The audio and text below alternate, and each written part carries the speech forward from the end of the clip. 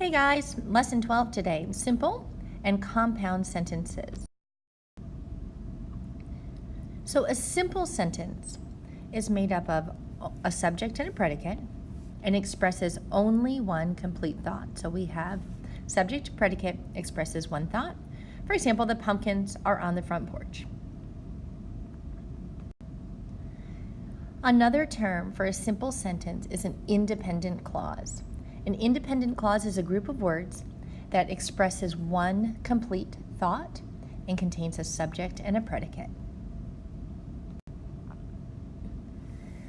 However, a compound sentence is made up of two closely related independent clauses.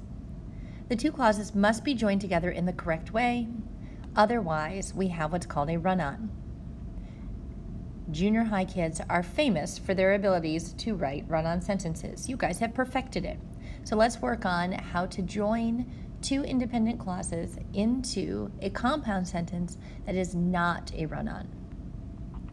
Here is an example of a correctly punctuated compound sentence. The ghost is in the attic and the mummy is in the backyard. Here's our first subject, ghost is. Second subject, predicate, mummy is. Prepositional phrases, by the way, in the attic, in the backyard. So let's look at the way that these sentences are joined.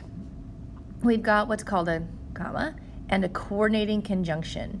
Your three coordinating conjunctions are and, or but, but.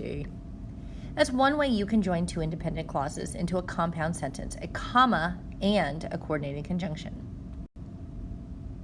Here's another way. The ghost is in the attic. This is a semicolon. The mummy is in the backyard. A semicolon can be sort of a fancy way of joining together two closely related sentences. I love the use of a semicolon, my caution to you is don't overdo it. Don't make every compound sentence join together with a semicolon. It sort of loses its effect. Pick a really good spot maybe at the beginning of a paragraph or where you really want to add emphasis and then use that semicolon. Notice that after the semicolon we don't capitalize. This is not how you join two independent clauses correctly. This is a run-on. I'm going to write it in red. So we have two incomplete thoughts. The ghost is in the attic. The mummy is in the backyard. It's joined together right here with only a comma.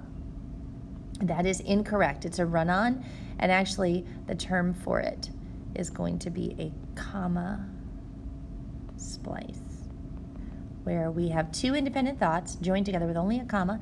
In order to fix it, there's a couple things we could do. We could turn this into a semicolon.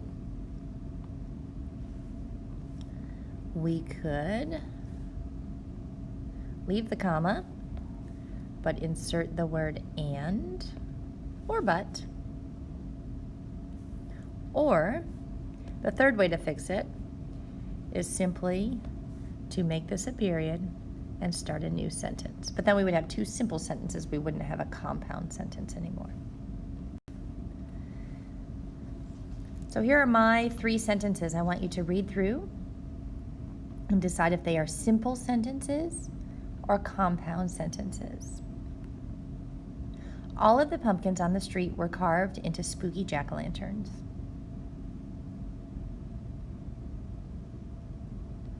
Even though the sentence is long, we have pumpkins were carved.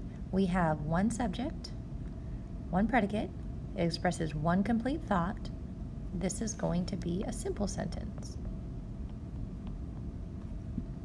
The witch hid in the bushes, and she jumped out and yelled boo.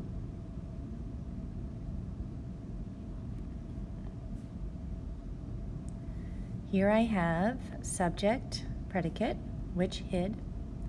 I have another subject predicate, she jumped, subject she, jumped predicate. It's joined together with a comma and. This is a compound sentence. Skittles and Snickers are in the bowl.